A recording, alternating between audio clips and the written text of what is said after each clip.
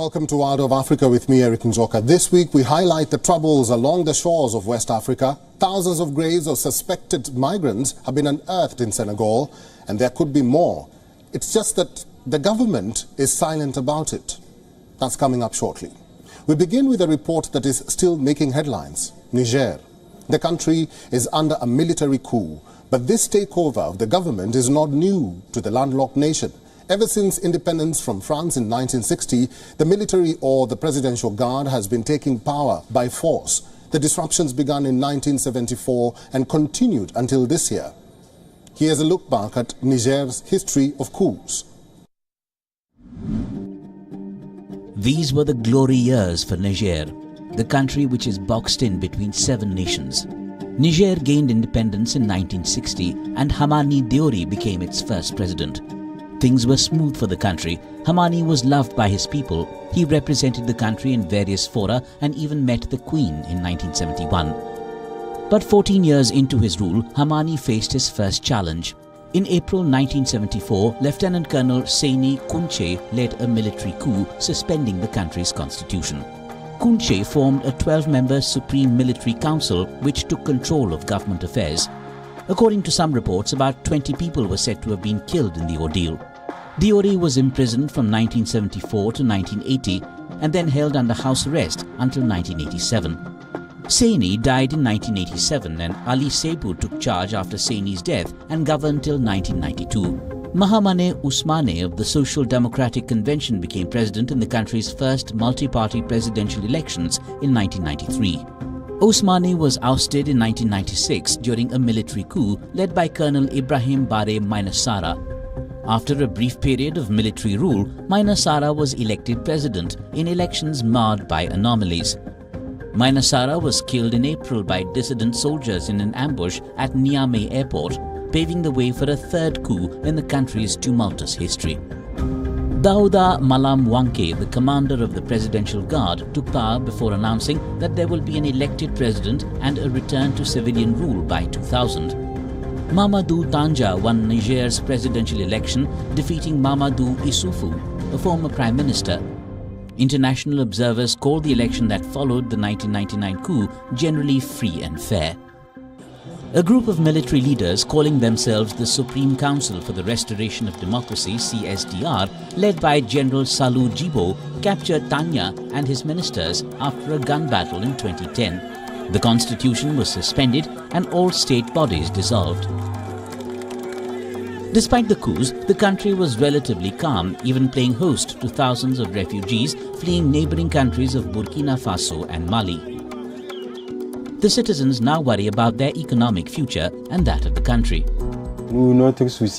We are particularly concerned about the financial barriers because in our experience, when there is a coup d'état in a country, the financial institutions either refuse to help or they compromise little on the way they help the country financially.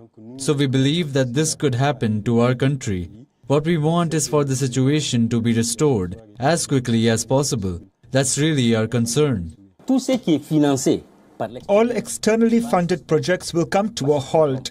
Development projects financed by the EU, World Bank, IMF and others will be halted. Budgetary aid given to Niger will be stopped. I don't know how much it could be, but I'm trying to believe that if we take stock of the situation, we the people of Niger and the leaders can take advantage of this situation and leave with our heads held high. Et les dirigeants qui sont venus, donc nouvellement arrivés, on peut juguler cette situation et sortir la tête haute. Niger is in limbo. It is also a setback for the nations in the continent yearning for democracy. Bureau Report, WION World is One. In the seaside town of St. Louis, Senegal, officials and residents say bodies of migrants from capsized boats attempting the dangerous trip from West Africa to Spain are buried in unmarked beach graves. Most of the families of those buried will never know what happened to their loved ones. Bodies wash ashore or are found by fishermen at sea, then are buried by authorities, and lawyers and human rights experts say it's unclear whether the deaths are documented or investigated as required by Senegalese and international law. Here now is a report. The small mounds of sand that dot the beach in northern Senegal blend into the terrain. But thick rope juts out from beneath the piles. Pieces of black plastic bags are scattered nearby and green netting is strewn on top. That's how residents in the small fishing town of St. Louis say they know where the bodies lie. The route from West Africa to Spain is one of the world's most dangerous for migrants. Most of them who try to flee from their countries in the region end up stranded in the north. Libya, Tunisia or Algeria, which are considered gateways to Europe from Africa. The number of people leaving from Senegal in small boats swelled over the past year. Like most nations in the region, Senegal releases little information about the crossings, the migrants who attempt the trip, or those who die trying. Through June, Senegal detained 725 migrants. Authorities in St. Louis admitted that sometimes bodies are buried on the beach. They say it happens only when approved by the local prosecutor, and usually the bodies are severely decomposed. For families, the silence is agonizing. Mohammed Niang's 19 and 24-year-old nephews went missing a month ago. He filed a missing persons report but said officials haven't given him any updates. I've been looking for my nephews for 3 weeks now without any news from them. I heard the government say there are some bodies collected on shore and buried in graves near the beach. That is really awful. Senegal has long been regarded as a beacon of democratic stability in a region riddled with coups and insecurity. But political tension is mounting in the West African nation. 23 people were killed last month during week-long protests between opposition supporters and police. Some cite the political strife for the increasing migration. Others say people who leave are young Senegalese men who risk their lives driven by poverty and lack of jobs. In comparison with past years, I really feel there are now more boats departing, especially since the start of Ramadan until now. There is an increase in the number of boats, and there is also an increase in the number of those who are organizing the trips and who are only trying to earn money through this business and make a fortune. There are many people who are discouraged by the kind of life they are living here and who are looking to go to Spain and find work. All of this is shocking. I lost many people when the boat capsized. I lost my friend Abdul Rahmane. I lost everything. I paid money, the first time 250,000 CFA, approximately $420, and 400,000 CFA, approximately $680 the second time. I lost friends. If I want something from now on, I will work, but not from Spain, because it's hard to get there. The sea is not good. I lost everything. I lost my clothes. If I were to give advice, here it is. If a guy would like to travel to Spain, don't take a pirogue, you have to take a plane. Senegalese authorities won't give numbers for how many people are unaccounted for trying to cross that stretch of the Atlantic. The beach burials have happened for years but skyrocketed in 2023 with about 300 bodies in the first 7 months compared with just over 100 for all of 2022. Bureau Report, WION, World is One. Wildfires raging across Algeria have killed over 34 people, including 10 soldiers trying to get the flames under control in the face of high winds and scorching summer temperatures. At least 1,500 people have been evacuated. Neighboring Tunisia also faced the same fate. Here's a report. These forest rangers are racing against time to douse the blaze that has engulfed Idekar forest in Béjaïa region. The fires broke out in several provinces in Algeria, ripping through forests, olive groves and low-lying shrubland. Over 8,000 firefighters were deployed to bring the flames under control. Massive fires have been raging through mountain forests of the Kablia region on the Mediterranean coast, fanned by winds during blistering summer heat that peaked at 48 degrees Celsius. Much of the southern Europe and northern Africa is witnessing the severe heat wave. It has not only left destruction and havoc in its path, but death too. At least 34 people have been killed. Algeria's President Abdelmadjid Tebboune sent his condolences to the families of those killed. Among them were 10 soldiers trapped by the flames. Locals came to the rescue, offering food aid sent by Algerians from other regions to a warehouse in a town in the province of Béjaïa. Psychiatrists offered support and distributed medical supplies after the wildfires. We're here today, of course, to provide psychological assistance and follow-up. Many of the people affected by the recent fires are traumatized. There are cases of depression and post-traumatic stress. Our aim is to provide moral support and psychological care. We have come in a convoy carrying psychologists, doctors, nurses, and we are also expecting other colleagues to come. Tunisia was also in the doldrums. The government said that the wildfires that broke out in the country in recent days are now under control, signaling an end to the immediate danger. I've never seen such a fire. I've seen dozens of fires, but they were nothing like what happened on the 24th of July. They were not normal at all. North Africa has been dogged by the same extreme weather, which many scientists say is a result of climate change that has engulfed much of the southern Mediterranean region, forcing the Greek islands of Rhodes, Evia and Corfu to be evacuated. Bureau Report, WION World is One. Nigeria's digital economy has experienced significant growth in recent years, fueled by increased internet penetration, mobile technology adoption, and the rise of tech startups. The country has a large population of tech-savvy youths who are actively engaging in various digital activities such as e-commerce, mobile payments, and online services. The Nigerian president is seeking to bolster this field after he signed the Data Protection Act. What impact will it have? Our correspondent Louisa Olaniyi reports. Data misuse has become a global issue. According to a study on the magnitude of cybersecurity concerns in Africa, Nigeria's data breaches have surged by 64% in the first quarter of 2023, with one user account leaked every second. Hackers and malicious actors exploit vulnerabilities in the digital ecosystem to gain unauthorized access to sensitive information. The clamor is growing for the implementation of Nigerian Data Protection Bill, which was signed into law by President Bola Tinubu. The law provides framework for protecting personal information and the practice of data protection in Nigeria. In terms of our reputation as a country globally, that has increased our reputation that now people are willing to do business with us, that we have a law, we have a data supervision authority, and it also attracts foreign direct investment in the country, because a lot of countries now, they are not willing to do business with you. You do have your data protection law and your data protection authority. These are things that will definitely benefit. It has also led to job creation, as I mentioned.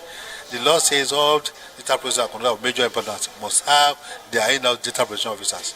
Now that is creating a lot of, and we have identified about 500,000 jobs that will come out from this sector. And creating jobs, they are also creating wealth. Our first visit, as soon as we were established as the Nigeria Data Protection Bureau, was actually to the National Identity Management Commission, and they were, they accepted us graciously, and they listened to us, and we explained to them the importance of these things. And we've been working with them. I mean, we're under the same ministry, so we've been working with them very closely in terms of things like this, and in terms of future projects that they might have in terms of collating data. Experts feel an immediate rapid-fire implementation process must begin with nationwide awareness of the data rights that the Commission was established to protect. Within the ECOWAS, for instance, we have the ECOWAS Supplementary Act on Personal Data Protection. Nigeria signed this in 2010.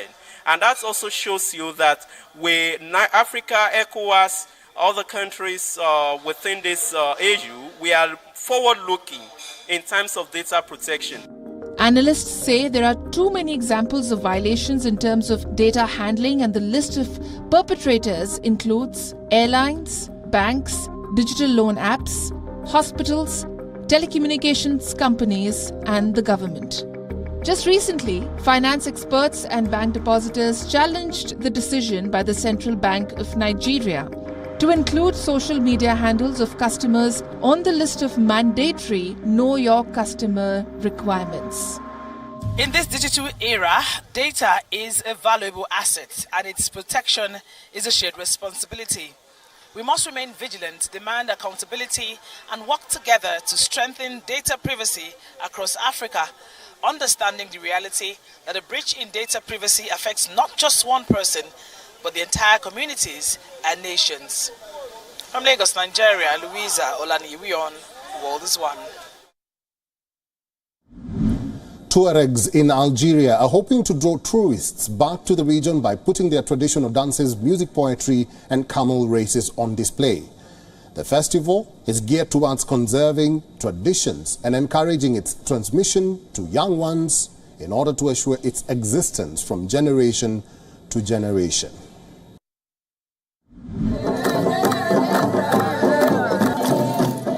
These performers are gearing up for a festival in the desert oasis. The Tuareg are semi-nomadic people of Berber descent who practice Islam and whose traditional desert homeland stretches across parts of Algeria, Libya, Niger, Mali and Burkina Faso. At the break of dawn, thousands of Tuareg dressed in a riot of color, music and dance flock to the Sabeba festival that marks the end of an ancient tribal feud and which once a year transforms an oasis town deep in the Algerian Sahara. This square which hosts the festival has existed since the days of our ancestors, and the rehearsals for the Sabeba take place here from the first night of Ashura, the Muslim religious event, to the 9th night. During these rehearsals, children learn to dance and everyone has the right to let off steam. The annual Sabeba festival, held in Janet, 1500 kilometers southeast of Algiers, dates back over 3,000 years and is held to coincide with the Shiite Muslim Ashura commemoration. During the 10-day event, male dancers dressed as warriors, wielding swords, perform to the singing and drumbeat of women, who are adorned with glittering jewelry and henna tattoos. The men parade with their weapons and then stand in a ritual circle, rattling their swords continuously, as the women sing traditional songs to the rhythm of the tambourine. Supposed to represent the beauty of women, and as far as this outfit is concerned, it is not possible for us to put it on ourselves. We would need a woman who is old and who knows the traditions. The festival marks the time, 3 millennia ago, when two Tuareg tribes, El Mihane and Zulus, put an end to a war between them. Legend has it that their conflict ended when both sides learned of the death of the Egyptian pharaoh, who, as in the biblical story, perished in the Red Sea while pursuing Moses and the fleeing Israelites. According to our ancestors, the Sabeba festival dates back to the time when Moses and Pharaoh were in Egypt. Our ancestors kept the date of the day the Pharaoh drowned in the sea and celebrated the death of the Pharaoh.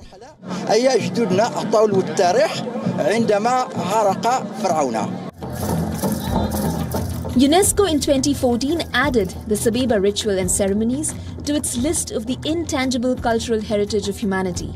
It also noted the role of local craftspeople who make the uniforms, weapons, jewelry and musical instruments for the ceremonies.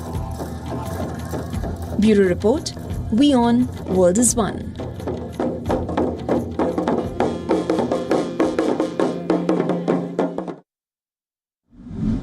The 9th Games of Francophone, a meeting place for some 3,000 young athletes and artists from around 30 countries, opened in Kinshasa, a real challenge for a state deemed chaotic. Awarded in 2019 to the DRC, these games should have taken place in 2021, 4 years after those of Abidjan. But they were postponed because of the COVID-19 pandemic. Then again in 2022 because nothing was ready. But now everything is ready. Here's a report.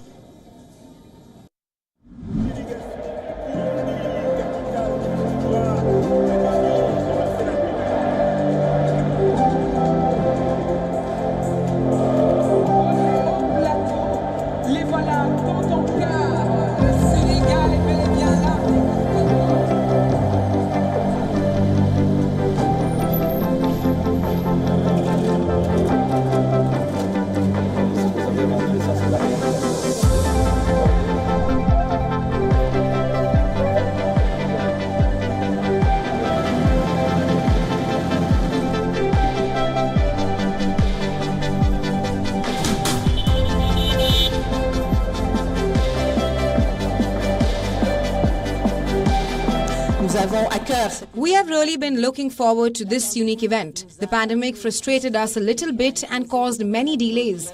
We have really been looking forward to this unique event. The pandemic frustrated us a little bit and caused many delays. But we are finally here. Vivre une expérience unique que sont ces Jeux de la francophonie.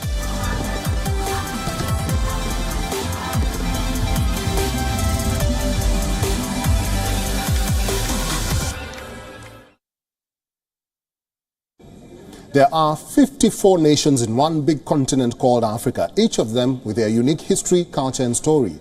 This is a call to you, the viewer. Do you have an idea that you would like us to tell through a story on the show? If you do, then reach out to us. Tweet with the hashtag Wild of Africa and tell us the story and the country that you're watching us from. You never know, it might just feature on the program. Thank you for watching. I'm Erik Njoka. See you on the next episode.